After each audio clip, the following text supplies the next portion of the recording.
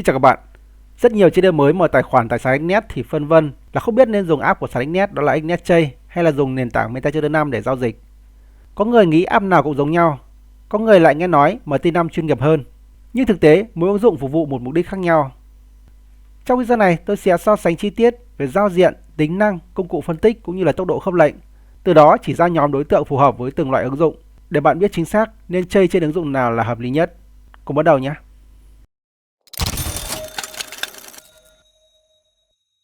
Để có thể tự học Forex một cách bài bản, các bạn hãy bấm vào nút đăng ký ở phía dưới video này. Team đã tổng hợp kiến thức về Forex theo từng danh sách phát. Khi click vào tên kênh, các bạn có thể tìm đến phần danh sách phát quan trọng này. Bên cạnh đó, bạn có thể truy cập vào website của kênh Tự học Forex. Chúng tôi đã để trong phần mô tả của mỗi video. Bạn có thể truy cập trực tiếp vào website để cập nhật những thông tin mới nhất và chính xác nhất về thị trường này. Đầu tiên nói về app của sàn Exnet, đó là Exnet Trade. Thì cái app này nó là một cái ứng dụng do Exnet phát triển riêng với mục đích chính của nó đó là để quản lý tài khoản, nạp và rút tiền, xem lịch sử giao dịch và có thể vào lệnh nhanh. Các cái tài khoản để có thể giao dịch được trên ứng dụng này đó là tài khoản trên nền tảng MetaTrader 5. Thế còn nếu như mà các bạn mở tài khoản trên nền tảng MetaTrader 4 thì các bạn sẽ cần phải sử dụng một cái ứng dụng khác để giao dịch, chứ không thể giao dịch trực tiếp trên ứng dụng này. Trên cái app Exnet Trade của sàn Exnet ấy, cái giao diện chính của nó các bạn sẽ có 5 cái tab như thể hiện ở trên màn hình, 5 cái tab ở phía dưới đấy ạ. Nó sẽ bao gồm tab tài khoản để quản lý thông tin các cái tài khoản giao dịch của các bạn. Tab thứ hai là tab giao dịch. Ở đó thì các bạn sẽ có thông tin về các cái sản phẩm giao dịch cũng như là khi mà các bạn bấm vào từng sản phẩm cụ thể thì các bạn sẽ vào được biểu đồ của sản phẩm đó và thực hiện các cái lệnh giao dịch. Tab thứ ba sẽ là cái phần thông tin chuyên sâu, nó sẽ chứa thông tin về những cái bài phân tích liên quan đến các cái sản phẩm, những cái sự kiện tin tức liên quan đến các cái đồng tiền. Và khi mà các bạn quan tâm đến những cái sự kiện như thế này thì các bạn sẽ biết được rằng ở một cái thời điểm nào đó sẽ có những cái tin tức tác động đến cái đồng tiền của chúng ta và chúng ta sẽ cần phải quan tâm đến nó để xem là sản phẩm nó biến động như thế nào. Nó sẽ ảnh hưởng rất lớn đến các cái lệnh giao dịch của chúng ta đấy ạ. Tab thứ 4 là cái tab hiệu suất, nó sẽ đánh giá về hiệu suất các cái lệnh giao dịch của các bạn trong thời gian vừa qua. Và cuối cùng sẽ là cái tab hồ sơ, và nó sẽ chứa thông tin các cái hồ sơ liên quan đến tài khoản của các bạn. Ở đây thì nó sẽ cho biết là tài khoản của các bạn đã được xác minh hay là chưa. Các cái thông tin về ví điện tử của các bạn. Và phần này thì các bạn cũng hoàn toàn có thể tìm đến cái mục sao chép giao dịch để tìm kiếm những cái khoản đầu tư mới. Phần này thì bạn cũng có thể kết nối với bộ phận hỗ trợ khách hàng, vân vân. Nói chung là rất nhiều những cái chức năng khác nhau để các bạn có thể thực hiện trên cái ứng dụng Exnet Trade này. Điểm mạnh của giao diện đó là nó rất là dễ dùng, phù hợp với người mới, có tích hợp quản lý tài chính. Tuy nhiên nó lại không phải là một cái nền tảng phân tích kỹ thuật chuyên sâu. Với MetaTrader 5 ấy thì đây là một cái nền tảng giao dịch quốc tế được sử dụng rộng rãi. Đây là một công cụ chuyên về phân tích kỹ thuật, các indicator, các robot giao dịch hoặc là backtest. Nếu bạn là một trader nghiêm túc, MetaTrader 5 hay là MT5 gần như là tiêu chuẩn bắt buộc. Tuy nhiên, giao diện có thể hơi phức tạp với người mới. Ở nền tảng MetaTrader 5 này thì các bạn cũng sẽ có 5 cái tab như thể hiện ở cái phần phía dưới đấy ạ. Bao gồm tab giá, tab biểu đồ, tab giao dịch, tab lịch sử và tab cài đặt. Mục tiêu hướng đến của các tab này nó đều phục vụ cho cái quá trình giao dịch của chúng ta. Và cụ thể là đối với cái tài khoản mà chúng ta đang đăng nhập. Nó không tổng quát cũng như là nhiều phần như là Exnet Trade. Ở cái tab đầu tiên đó là cái tab giá ấy, thì nó sẽ chứa thông tin về các cái sản phẩm giao dịch của chúng ta. Các bạn có thể đưa thêm những cái sản phẩm mà các bạn quan tâm vào trong cái mục này. Sau khi đưa thêm vào đây rồi, các bạn sẽ bấm chọn vào đó và mở biểu đồ của từng cái sản phẩm cụ thể thì nó sẽ hiện ra trong cái mục biểu đồ ở cái tab thứ hai. Và phần biểu đồ này thì các bạn cũng sẽ có được một cái giao diện dễ nhìn hơn. Ở đây bạn có thể đưa thêm nhiều indicator hơn. Tab thứ ba đó là cái tab giao dịch, nó sẽ chứa thông tin về số vốn cũng như là các cái lệnh giao dịch của các bạn. Tab tiếp theo đó là tab lịch sử thì nó sẽ chứa thông tin về lịch sử giao dịch của tài khoản. Và cuối cùng đó là cái tab cài đặt. Thì ở đây các bạn sẽ có thể tiến hành cài đặt các cái tài khoản trên nền tảng này. Ví dụ các bạn có thể đăng nhập nhiều tài khoản khác nhau. Các bạn cũng có thể tìm kiếm đến những cái cộng đồng trader hay là nhiều những cái ứng dụng khác của MetaTrader 5 ở trong cái phần này. Nhưng mà nhìn chung ấy thì các cái tab của MetaTrader 5 ở đây nó sẽ phục vụ trực tiếp cho cái thao tác giao dịch của chúng ta.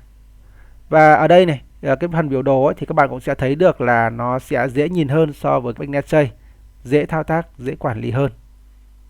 So sánh chi tiết giữa hai cái ứng dụng này thì đầu tiên chúng ta sẽ nói về cái tiêu chí đó là giao diện và dễ sử dụng. Với app Exnet ấy, nó dễ dùng, tối giản, phù hợp với người mới. Với nền tảng MetaTrader 5 thì nó là một cái app với nhiều chức năng, có thể là hơi rối nếu như bạn chưa quen. Do vậy nếu như xét trên tiêu chí này thì những người mới các bạn nên sử dụng đến cái app Exnet. Thế còn với những trader có kinh nghiệm thì bạn có thể hướng đến sử dụng MetaTrader 5. Xét về tiêu chí công cụ phân tích ấy, thì trên app XNet có ít indicator hơn, biểu đồ của nó khá là cơ bản. Với app MetaTrader 5 ấy thì nó có chứa hàng chục indicator mặc định, hỗ trợ khá là tốt cho các trader trong quá trình phân tích xu hướng của thị trường. Nó có thể tùy chỉnh khung thời gian một cách dễ dàng hơn, nhiều khung thời gian hơn. Bạn cũng hoàn toàn có thể thêm các indicator từ bên ngoài vào nền tảng này. Xét trên tiêu chí này thì rõ ràng nếu bạn phân tích kỹ thuật nghiêm túc thì MetaTrader 5 là một cái nền tảng vượt trội. Xét về tốc độ khớp lệnh, về bản chất thì cả hai đều kết nối với cùng server của sàn XNet. Vì vậy, tốc độ khớp lệnh phụ thuộc nhiều hơn vào mạng và server hơn là app giao dịch. Tuy nhiên ấy, thì MetaTrader 5 có nhiều tùy chọn đặt lệnh nâng cao hơn so với app XNet Trade. Về tiêu chí quản lý tiền và nạp rút, đây là một cái điểm mà app XNet vượt trội. Trên nền tảng MetaTrader 5, bạn chỉ có thể giao dịch mà không thể thực hiện các cái thao tác nạp rút hay là chuyển tiền qua lại giữa các tài khoản. Tuy nhiên, với app XNet Trade thì nó rất là dễ dàng để cho các bạn có thể thực hiện những cái thao tác này. Bạn có thể tiến hành nạp rút một cách nhanh chóng, xem số dư tổng, chuyển tiền qua lại giữa các tài khoản một cách dễ dàng. Và thậm chí ở đây bạn có thể thực hiện nhiều những cái thao tác quản lý tài khoản hơn nữa. Có thể tạo các tài khoản mới, ẩn các tài khoản không sử dụng đi, hoặc là chuyển một tài khoản đang bị lưu trữ sang tài khoản active, vân vân. Để dễ cho các bạn đánh giá hơn ấy, thì ở đây tôi lập một cái bảng so sánh dựa trên một vài tiêu chí cơ bản như thế này để các bạn tham khảo. Về tiêu chí dễ dùng thì app XNet là dễ dùng hơn. Về tiêu chí indicator thì MetaTrader 5 thể hiện sự vượt trội.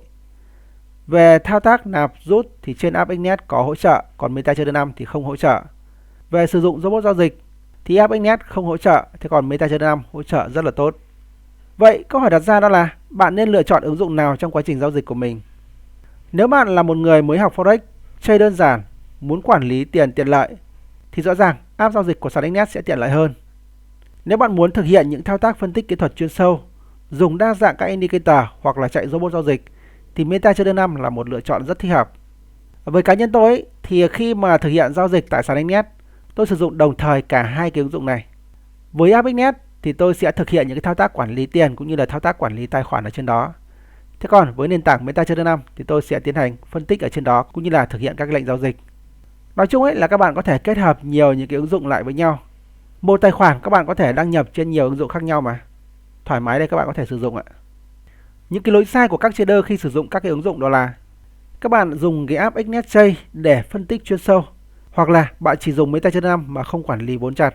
Rất lưu ý ở đây đó là ứng dụng nó chỉ là một công cụ hỗ trợ cho quá trình giao dịch của chúng ta. Quan trọng nhất đó là bạn dùng nó đúng mục đích. Và bản chất của cái việc kiếm tiền được trên những thị trường này, trên các loại tài khoản khác nhau đó là các bạn biết cách giao dịch hay không, biết điểm vào lệnh hay không, chứ không phải là các bạn sử dụng cái ứng dụng nào. Thực tế cho thấy thì các bạn cũng hoàn toàn có thể sử dụng cái ứng dụng XNet Trade để giao dịch và kiếm tiền ở trên đó được. Tuy nhiên như ở trên tôi đã phân tích ấy, thì nếu như các bạn muốn phân tích kỹ thuật chuyên sâu, có lẽ là MetaTrader 5 nó sẽ phù hợp hơn. Mỗi thứ nó sẽ có những cái ưu, nhược điểm riêng. Không có một cái ứng dụng nào nó là tốt nhất cho tất cả mọi người, chỉ có ứng dụng phù hợp với phong cách chơi của bạn. Và trên đây cũng là toàn bộ những cái thông tin so sánh giữa hai cái ứng dụng MetaTrader 5 và app XNet Trade của sàn XNet. Hy vọng rằng những cái thông tin này hữu ích cho các bạn. Trong quá trình tìm hiểu và giao dịch tại sàn XNet, nếu như có gì thắc mắc, các bạn có thể để lại bình luận ở bên dưới video. Team sẽ hỗ trợ và trả lời các bạn trong thời gian sớm nhất. Các bạn muốn tìm hiểu sâu hơn về các ứng dụng thì hãy cho chúng tôi biết nhé. Trước khi rời đi, các bạn đừng quên cho video một like cũng như bấm vào nút đăng ký, bấm vào quả chuông bên cạnh để có thể cập nhật những thông tin mới nhất khi mà kênh phát hành. Hẹn gặp lại các bạn trong những video tiếp theo.